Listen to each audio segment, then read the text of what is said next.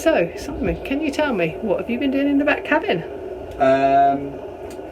Fixing or trying to get the gearbox in place. What I've not been doing is getting the back cabin completed, which I've meant to have been doing for you for the past 10 years. But I'll just gloss over that bit. Okay, so this coupling here going back goes to the propeller, so the water levels are underwater now. This bit going forward, this prop shaft, goes to this coupling, and then the blue bit is the gearbox. So when you're lining, and these things have to be lined up to within, fractions of a millimetre. So the coupling's bolted together here, all these bolts are done up tight, and then the other end, up here, is free floating. And because of the effects of gravity, that's actually sagging under its own weight. So to get these roughly lined up, or as a good starting point, you're meant to compensate for that sag due to gravity. So apparently what you do is you take half the weight of this assembly and then all the weight of that, and then you have to pull upwards with an equal amount to negate the effects of gravity.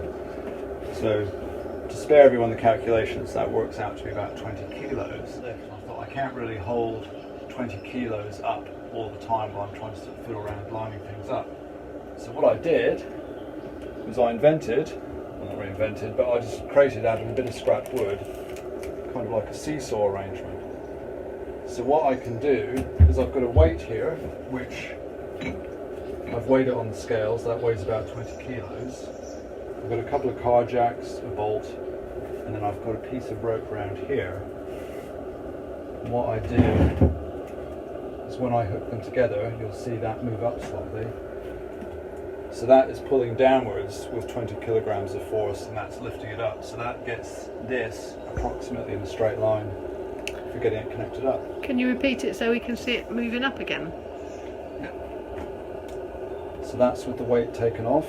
Yeah. And then if you watch the end of the silver thing, see it come up very slightly. It's not a huge amount, but it's enough. If you tried to line it up without doing that, it would end up being all out of shape and getting bent. That's what all this contraption's about, and that's saves quite a bit of time, because otherwise somebody would be having to hold this up with exactly 20 kilos of force all the time, which would be quite tricky to do. I think on a smaller boat it would probably be easier, but this stuff's all quite heavy. So you've been inventing things, yeah, lifting things, and creating all that. And what's the end result going to be? What is it that you're doing? Connecting the gearbox up, is it?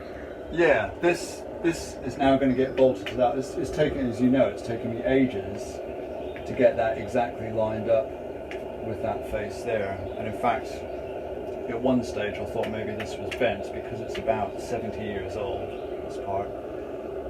But I took it to a local marine engineering company and they spun it up on the lathe and it was all fine, so we've lined it up. But one other top tip that I hadn't really realised is that the gearbox on its face here where it joins in was painted from the factory to protect it.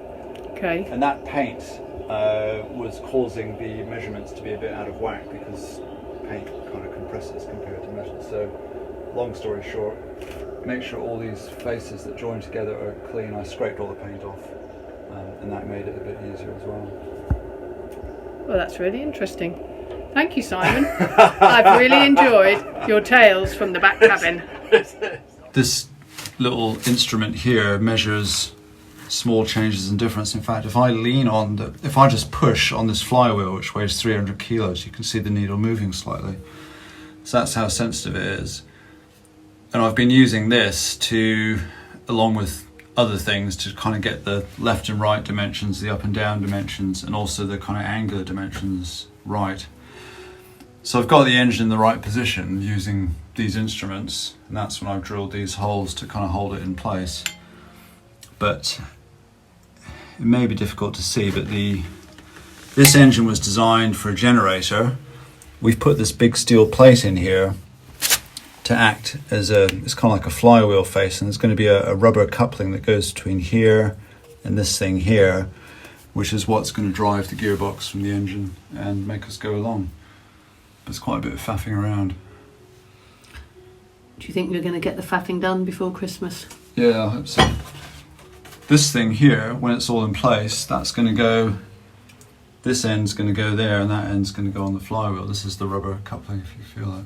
It's quite heavy. It's quite heavy actually, it doesn't look that heavy. No. Do you know what it looks like? It looks a bit like one of those toilet commodes in the hospital. It does actually, yeah, it's kind of the thing. It's industrial coupling, but that's the bit that we're using.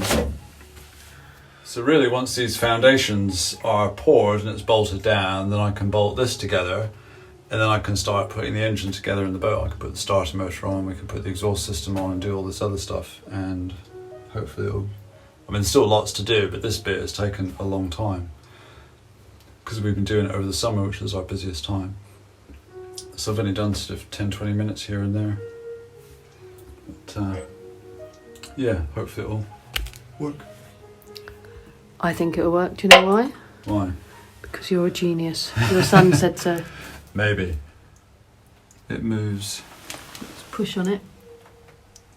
I'm just pushing on it.